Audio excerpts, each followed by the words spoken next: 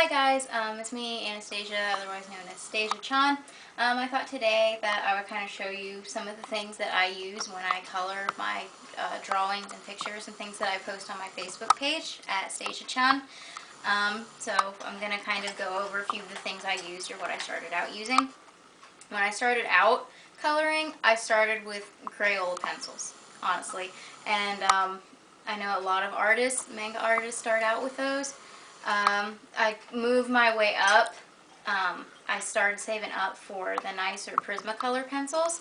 Those are about $2 a pencil, and unfortunately to buy them individually you can only get them up at Michael's, which is an hour away from me, so I don't get them very often. So if I am up there, I try to save and stock up. That way I can kind of build up my collection.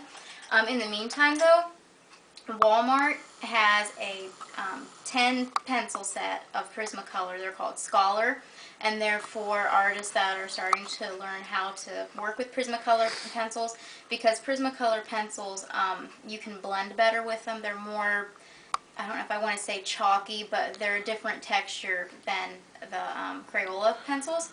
And I think a 10 pack of those was about $8. And so I kind of started out with those and then just kept building my Prismacolor collection.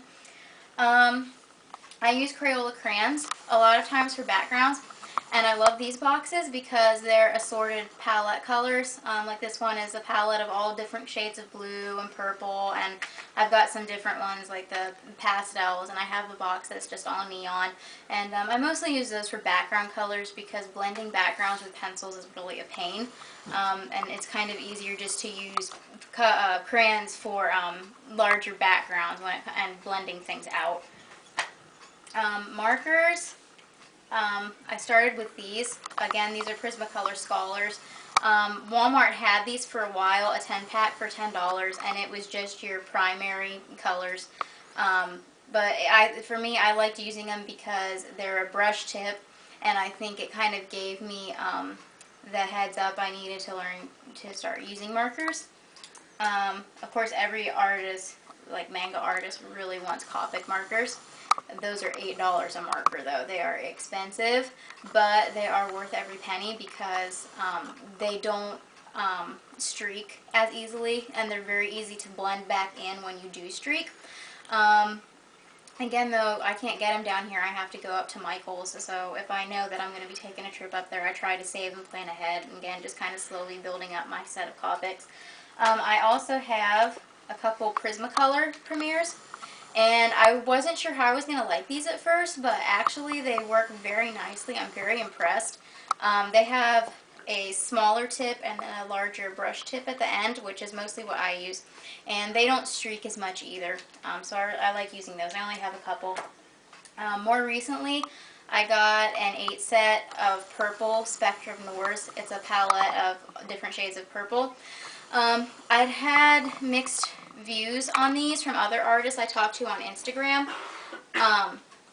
They're okay, but they tend to bleed really easily, so you have to kind of dab when you're using them. If you just go wild with them, it's going to bleed all over the place and out of the lines, and I don't like that. I think it looks messy. I started using a Sakura Jelly Roll pen, a white pen, to give highlights. I'm not really impressed with how they work on colored pencil and crayon, but they work really great on top of marker. Really on the Copic marker and the Prismacolor Premier markers, it gives a nice shine, and it's great for hair, for adding that manga, the shine on the hair. And I also wanted to try this out. I don't know if other artists do it or not, and sometimes I want to add glitter to my drawing just to make it sparkle. And so I was looking for some kind of glitter nail polish. That was the only thing I could think of that might work for what I want to do. So I got this Pure Ice, and the color is Mermagical, and it's pink glitter. And it doesn't really glop too much, but you still need to spread it kind of thin, so it doesn't look too pink because it has that pink base to it. And then so here's an example of some, because a lot of my things now are mixed media. And this is an example of a mixed media frame piece I did for our local art show. This one I did the outline with a Sharpie permanent marker. because it gives the bigger bold lines. And then I colored Kiki and Gigi with colored pencil. And for the background I used Crayola crayons.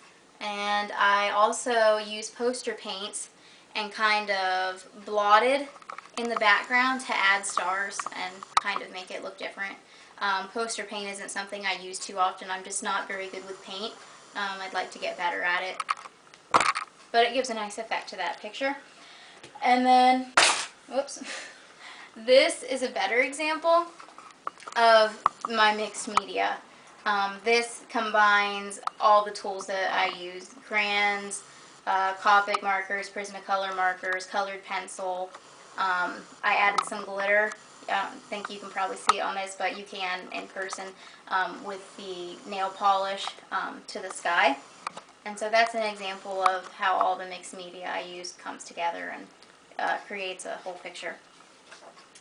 So that's the tools I use for coloring. I hope maybe somehow you found this helpful. I know I kind of rushed. I was nervous. It was my first video. So if there's any questions or comments you'd have about any of the tools I use, I'd love to answer your questions. So just let me know. Thanks!